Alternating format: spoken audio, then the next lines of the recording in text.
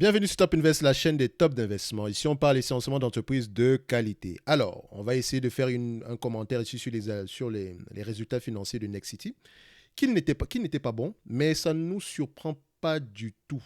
D'accord? Pourquoi? Parce que on en a parlé dernièrement quand on a fait la vidéo sur Nexity au mois de mai.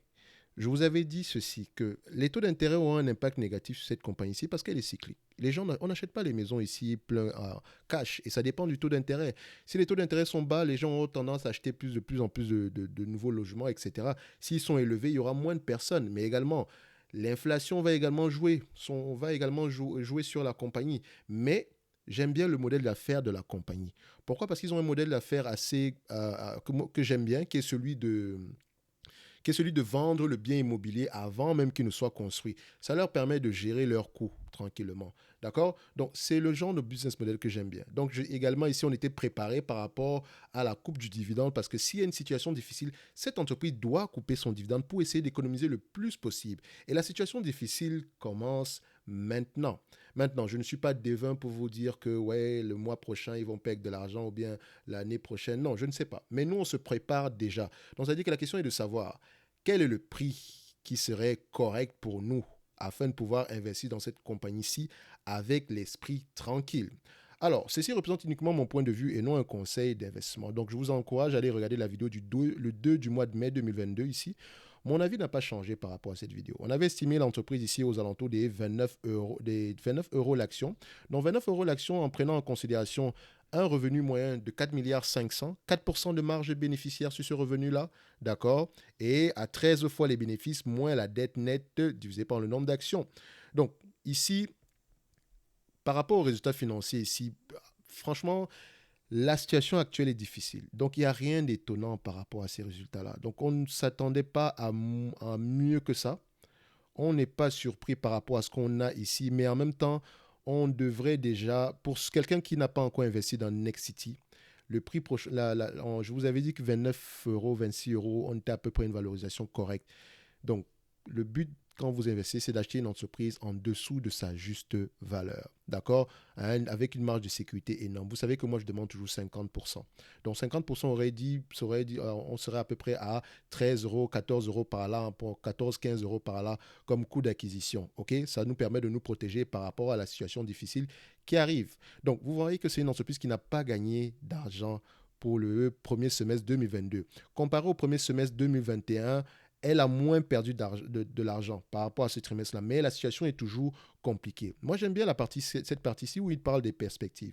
On vous dit ceci, objectif 2022 précisé pour mieux tenir compte de l'incertitude de l'environnement macroéconomique. Confirmation d'un objectif de part de marché de plus de 14% en 2022 dans un marché du logement neuf désormais attendu en repli. Donc, attendez-vous à ce que 2022 soit compliqué. OK? Donc, également, il prévoit garder à peu près 14% de parts de marché. C'est bien, les parts de marché, ça intéresse certaines personnes.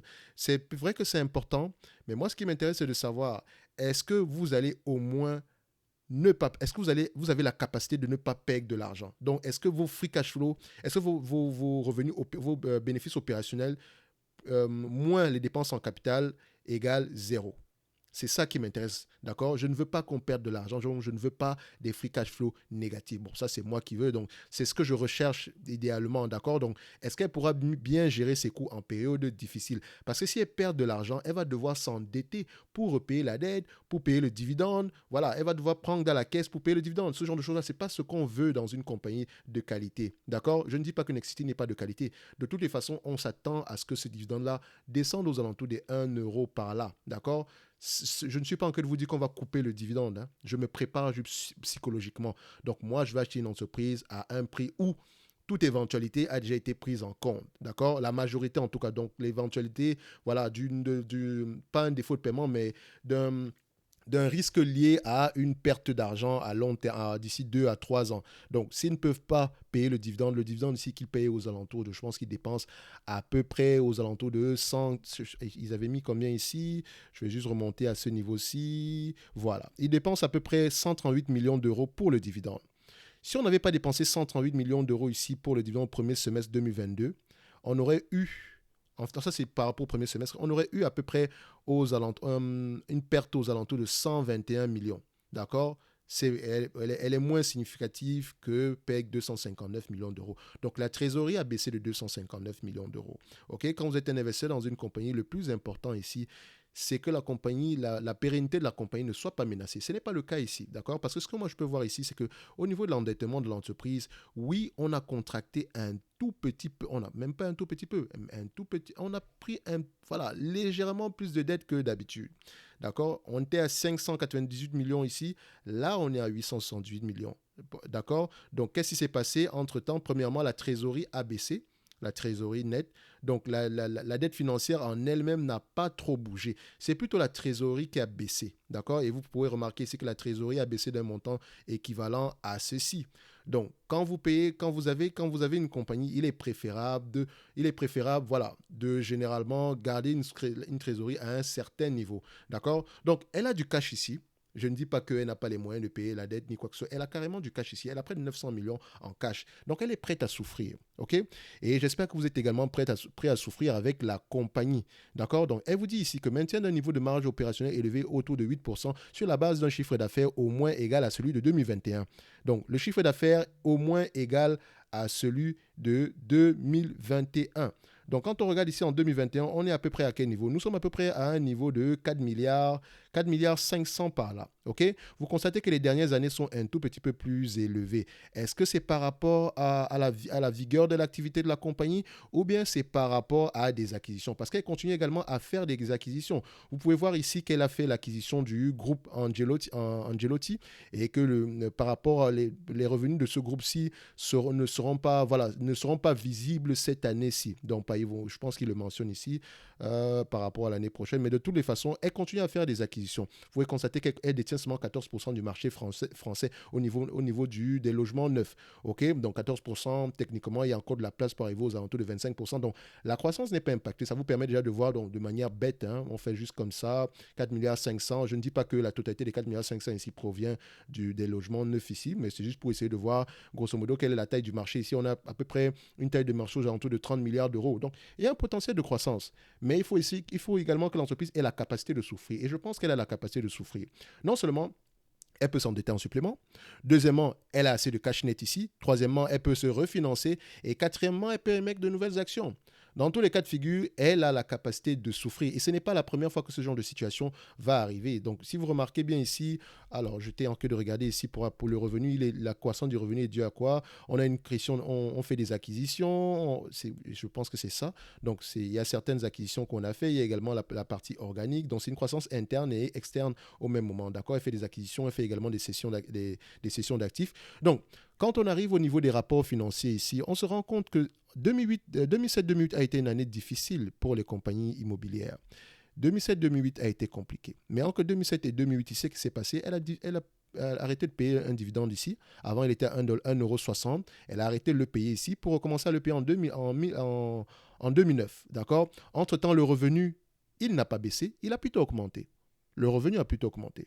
Est-ce qu'on aura la même situation ici? Je vous dirais que ça sera difficile à dire oui ou non, mais ça vous donne déjà une idée générale.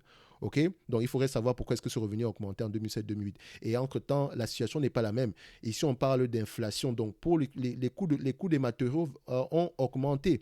Mais également, quand on parle de taux d'intérêt, non seulement le coût des matériaux augmente, mais également, il y a moins de clients pour racheter, pour racheter les logements neufs, les projets qu'on a présentement en cours. Donc, ça rend un peu difficile la situation présente. C'est vrai également qu'elle travaille beaucoup avec les institutionnels également. Donc, les institutionnels ils ont généralement les poches profondes ici. Donc, à la fin de la journée, voilà, on peut se dire qu'on est équilibré à ce niveau-là. Mais ça reste juste, voilà, c'est un sentiment que j'ai. D'accord? Et il faut confirmer ce sentiment-là en lisant les rapports financiers. Je cherche ici à savoir, en période générale, généralement, c'est une entreprise qui dépense combien? Elle doit au moins dépenser en termes de capital expenditure au moins 56 millions. Donc, en termes de free cash flow, elle doit au moins dégager 56 millions d'euros pour au moins avoir la capacité de s'autofinancer. Elle doit au moins générer 56 millions d'euros de free cash flow. Est-ce qu'elle a la capacité de le faire? Oui. En période difficile comme en 2008-2009, est-ce qu'elle a perdu de l'argent? En réalité, quand on regarde ici, oui, elle a perdu de l'argent je dirais, pas Ça dépend. Je pense qu'en 2000, il faut regarder pourquoi est-ce que le free cash flow était négatif ici. Je pense qu'elle n'a pas perdu d'argent à cette période-là. D'accord? Elle n'a pas perdu d'argent. Ça fait longtemps qu'elle n'a pas perdu d'argent. Elle est très bien gérée. OK? C'est une belle entreprise bien gérée. Maintenant, s'il fallait faire l'acquisition de cette compagnie-ci, d'accord? Tout en prenant en connaissant la situation à venir. Parce qu'ici, l'entreprise, les revenus vont baisser. Même s'ils s'attendent à avoir les revenus à peu près aux alentours de ce qu'on a eu en 2021, est-ce que il faut également prendre, il faut également prendre comme hypothèse la baisse des revenus. Mais ça sera juste temporaire. C'est la question qu'on doit se poser. Est-ce que ça sera temporaire ou durable? Je pense que ça sera temporaire dans le sens où ici, nous avons une entreprise qui a juste 14% de parts de marché ici, qui continue à faire des acquisitions, d'accord? Et la baisse des revenus ici sera plutôt quelque chose qui est lié à la macroéconomie en général, d'accord? Les taux d'intérêt très élevés ne sont, enfin, sont bien à court terme pour pouvoir casser le dos de l'inflation, ok? Mais à moyen terme, long terme, on pourrait avoir une baisse à nouveau. D'accord? De toute façon, s'il y a une hausse des taux d'intérêt, ça ralentit l'économie, ce qui cause une récession. La récession peut causer des troubles au niveau politique, des choses comme ça, parce qu'il y a des gens qui ne se rendent pas compte que parfois c'est nécessaire de le faire. Mais les gens peuvent perdre leur travail, certaines personnes auront du mal à pouvoir payer leurs hypothèques, et ainsi de suite. Il y a beaucoup de choses qui peuvent arriver. Donc, dans ce genre de compagnie-ci, s'il vous plaît, achetez uniquement l'entreprise à un prix assez correct. Moi, je dirais ici que le prix idéal pour ce genre de compagnie-ci, aux alentours de 13 euros l'action, ça pourrait déjà être assez intéressant. Donc, au prix actuel, je ne vais pas m'aventurer à aller acheter cette compagnie-ci en date d'aujourd'hui. D'accord? Juste parce que je ne dis pas que c'est très. Le prix n'est pas. L'entreprise est surévaluée. Non. C'est juste que la décote n'est pas suffisante selon moi. Parce qu'ici, il y a un risque ici en termes de dividendes, dans le sens où on peut le couper aux alentours des 1 euro par là. Si on le coupe aux alentours des 1 euro par là, ça me revient à un dividende de 5%. C'est toujours mieux que le 10%. C'est toujours bien. D'accord? Mais ce n'est pas mieux que le 10% ici. Moi, je ne suis pas quelqu'un qui investit par rapport aux dividendes. Je cherche avant tout une compagnie qui a la capacité d'avoir au moins une stabilité au niveau des free cash flow. Parce que le dividende n'est qu'une allocation du capital à la fin de la journée. D'accord? Je cherche avant tout une société qui est bien gérée, qui a des avantages compétitifs. Ici, l'avantage compétitif de l'entreprise, on va se dire que c'est vraiment comment on dit ça? C'est vraiment son business model. Même si le business model n'est pas vraiment un avantage concurrentiel, il faut dire la vérité parce que quelqu'un pourrait juste reprendre la même chose. Donc, c'est vraiment sa capacité de gérer les coûts. C'est ça qui est important dans ce genre d'activité-ci. Donc, moi, je dirais que si vous avez acheté votre entreprise aux alentours des 26-29 euros par là, votre prix est bon. OK? Mais il faut savoir qu'à un date d'aujourd'hui, ne vous attendez pas à gagner des masses non plus. D'accord? Vous pouvez commencer à racheter plus. Mais attention, n'achetez pas juste sur un point de vue quantitatif. Lisez les rapports financiers si vous comprenez les risques liés à un investissement futur dans l'entreprise, sur Nexity. J'avais fait une vidéo également où je parlais des risques. D'accord? J'avais fait une vidéo où je parlais des risques d'investissement sur Nexity. Et je pense que c'est une vidéo où on parlait déjà des taux d'intérêt. D'accord? Donc, on parlait déjà du fait que les taux d'intérêt pourraient avoir un effet négatif sur la compagnie. Donc, c'est cette vidéo-ci, Nexity, dividende en danger. OK? Le titre, juste, c'est dividende, attention au risque. Donc, ce n'est pas une affaire de dire, je suis en train de dire que le dividende va être coupé ou quoi que ce soit, mais je me prépare. D'accord? Donc, allez-y voir cette vidéo-ci. OK? Si au passage également, vous pouvez voir la vidéo de 100 patates par rapport à Nexity. J'aime également cette chaîne. Je ne sais même pas, ça fait longtemps, il n'a pas fait de vidéo d'ailleurs. Donc, ce sont des belles vidéos, ce sont des choses à prendre en considération quand on essaie d'investir. Il faut connaître les risques. C'est très, très important. OK? Donc, n'hésitez pas à aller voir ces deux vidéos-ci. Elles sont liées. La valorisation de l'entreprise par rapport aux résultats ici aujourd'hui, pour moi, ne change pas.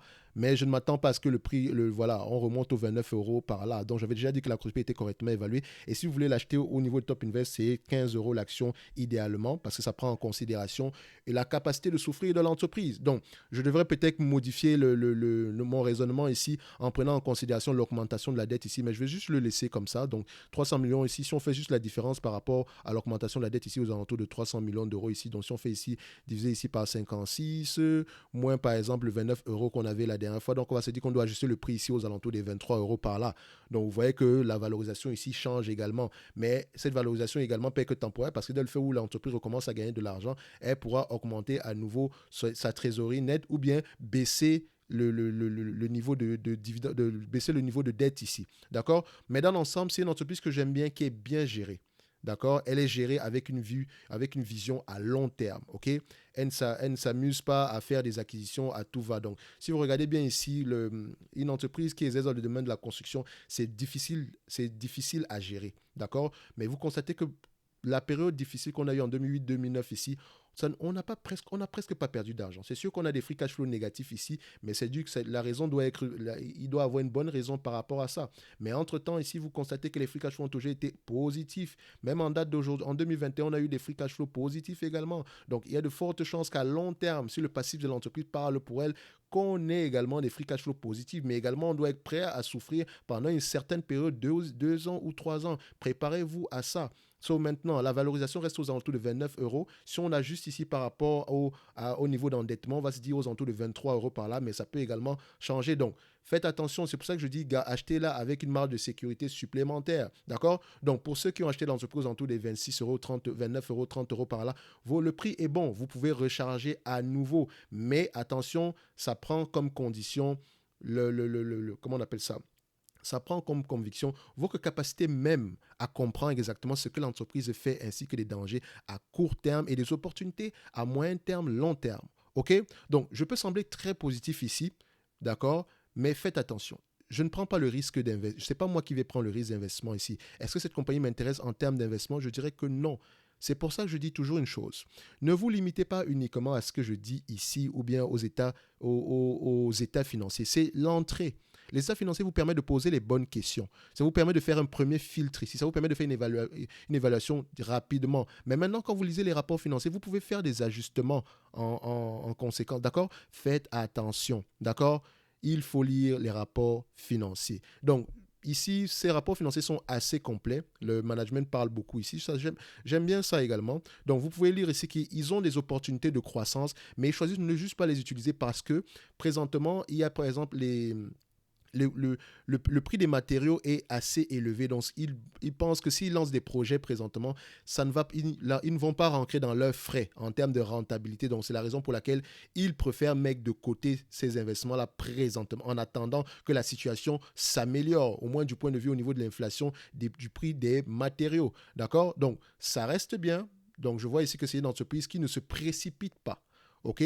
On aime ça. Donc, elle prend en considération l'environnement actuel avant de prendre des décisions d'investissement. D'accord? Parce qu'elle ne veut pas que ça impacte la stabilité financière de l'entreprise à moyen terme parce qu'elle se prépare déjà à souffrir pour la période à venir. Parce qu'elle sait que les taux d'intérêt qui augmentent, ce n'est généralement pas bon signe pour son industrie, mais elle est prête à souffrir. D'accord? Donc, on va se limiter là. On va se dire que Nexity, on reste aux alentours des 29 euros l'action en termes de valorisation. Si on l'ajuste, on va tomber aux alentours des 23 euros. Mais ça prend en considération l'augmentation du niveau d'endettement ici. Et également, on prend en considération qu'il peut avoir un risque, un risque au niveau de la coupe du dividende ici. Et comment est-ce que je sais ça? C'est parce que quand je regarde ici la structure financière même de l'entreprise, je me rends compte que payer un dividende pareil, ce n'est pas durable pour l'entreprise. Surtout si on arrive dans une période difficile, il serait mieux ici de réduire le dividende au moins à un niveau qui peut être gérable. Déjà, le plus important, c'est de s'autofinancer en période difficile. Et l'autofinancement ici représente au moins avoir des free cash flow qui pourraient être l'équivalent qui pourraient au moins être supérieurs à zéro, pas dans le négatif. OK? Et elle a la capacité de le faire. Littéralement. D'accord? Donc, on va se donner rendez-vous sur la prochaine vidéo. Et d'ici là, retenez que ceci représente uniquement mon avis et non un conseil d'investissement. Et je vous encourage toujours vivement à lire vos rapports financiers avant de prendre une quelconque décision d'investissement. D'accord? Merci.